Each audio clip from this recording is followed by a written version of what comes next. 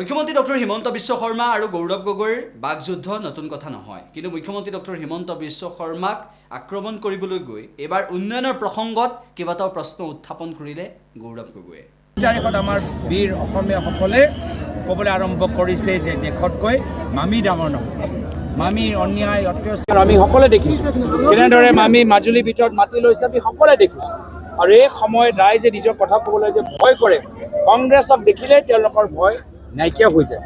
আমি এটা ভয়মুক্ত অসম আমি সৃষ্টি কৰিবলৈ বিচাৰোঁ, য'ত যি অসমৰ ভিতৰত এটা এখন উৎপাদনশীল প্ৰগতিশীল সমৃদ্ধিশীল সমাজ আমি গঢ় দিব পাৰোঁ।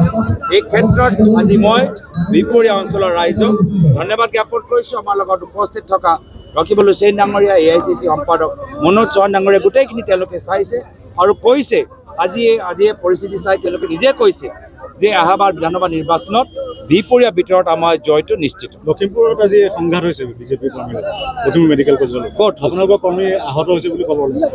লখিমপুৰ মেডিকেল কলেজত আমি 4-5জন আমাৰ নেতৃত্ব আমি মেডিকেল কলেজৰ ভিতৰত সোমাইছোঁ। তাত বিজেপি কৰ্মীখিনি কিয় সোমালে? আমি সোমাইছোঁ চিকিৎসাৰ ওপৰত বুজ ল'বলৈ, ৰাইজে আমাক কাণত যি কথাবোৰ কয় সেইখিনি কথা বুজিবলৈ। লখিমপুৰ মেডিকেল কলেজত বিজেপিয়ে কিয় সোমালে? তাৰে এইটোৱে প্ৰমাণ যে তেওঁলোকে ৰোগীৰ বাবে চিন্তা নকৰে, চিকিৎসকসকলৰ বাবে চিন্তা নকৰে।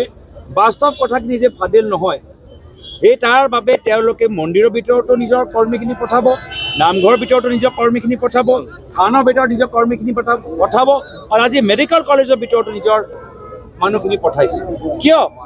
আমি এটাই কথা ক'বলৈ বিচাৰোঁ যে ইমানবোৰ মেডিকেল কলেজ সৃষ্টি কৰাৰ পিছতো কিয় অসম আজি চিকিৎসাৰ ক্ষেত্ৰত ভাৰতৰ শীৰ্ষ 5টা ৰাজ্যৰ তালিকাৰ ভিতৰত নহয়, ভাৰতৰ তলৰ পৰা 5টা ৰাজ্যৰ তালিকাৰ ভিতৰত অসমৰ নাম আমি দেখা পাইছোঁ। এইখিনি কথা যে আমি আজি তথ্যকাৰে আৰু নিজে ভ্ৰমণ কৰি আমি বুজি পাইছোঁ যে কিয় এনেকুৱা এটা অৱস্থা। এইখিনি কথা আমাক বাধা দিবলৈ কাৰণে আজি মেডিকেল কলেজৰ ভিতৰত বিজেপি কৰ্মী স্থানীয় বিধায়কৰ নিৰ্দেশত আহিছে। ইয়াতকৈ আৰু দুৰ্ভাগ্যজনক লজ্জাজনক কথা কি হ'ব পাৰে? মিত্ৰতা কেতিয়া হ'ব? বিজেপিতকৈ আগত হ'ব। তিনিককে একত্ৰিত হ'ব বুলি ভয় খাইছে নেকি হিমন্ত বিশ্ব? হিমন্ত বিশ্ব শৰ্মা ডাঙৰীয়া জনসাধাৰণৰ যে কণ্ঠ মুকলি হৈ গ'ল, হিমন্ত বিশ্ব শৰ্মা ডাঙৰীয়া যে দেখিছে জনসাধাৰণৰ মাজৰ পৰা ভয় নাইকিয়া হৈ গৈছে। হিমন্ত বিশ্ব শৰ্মা ডাঙৰীয়া অসমৰ ৰাইজ আৰু পৰৱৰ্তী সময়ত তেওঁলোকৰ অপৰাধৰ বাবে যি অসমৰ ৰাইজৰ প্ৰশ্ন যে উত্তৰ দিব লাগিব, সেই পৰিস্থিতিৰ পৰা ভয় কৰিছে। ৰাইজৰ দলে ক্ষোভ প্ৰকাশ কৰিছে কিন্তু মিত্ৰতা দেৰি হোৱাৰ কাৰণে। মই তেওঁলোকৰ আজিৰ তাৰিখত যি মই কথা শুনিলোঁ, তেওঁৰ পৰা আমি সন্তুষ্টিয়ে মই দেখা পাইছোঁ আজি যি ফেচবুক পোষ্ট দিয়া গ'ল। আৰু এটা কথা ওলাইছে যে ৰকিবুল হুছেইন থকাৰ কাৰণে কালি মিত্ৰতাৰ যিখন সভা হ'ব লাগিছিল সেইখন নহ'লে। কোনে কৈছে? ওলাইছে কথাবিলাক। কোনে ওলাইছে? কৈছে যে সংবাদ মাধ্যমতে ওলাইছে যে ৰকিবুল হুছেইন থকাৰ কাৰণে আমিও ওলাইছোঁ যে লখিমপুৰৰ ভিতৰত প্ৰাক্তন সাংসদ সৰ্বানন্দ সোণোৱাল ডাঙৰীয়া এটাও ছবি দেখা পোৱা নাই। আমি কথা ওলাইছোঁ যে হিমন্ত বিশ্ব শৰ্মা ডাঙৰীয়া কৈছে যদি আমাৰ পৰা টিকেট লাগে তেতিয়া সৰ্বানন্দ সোণোৱাল ডাঙৰীয়াক ওচৰত যাবলৈ মানা আছে।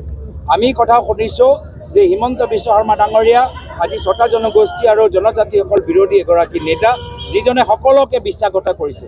এতিয়া ৰাইজে জানে যে কাৰ কথা সঁচা কাৰ কথা মিছা।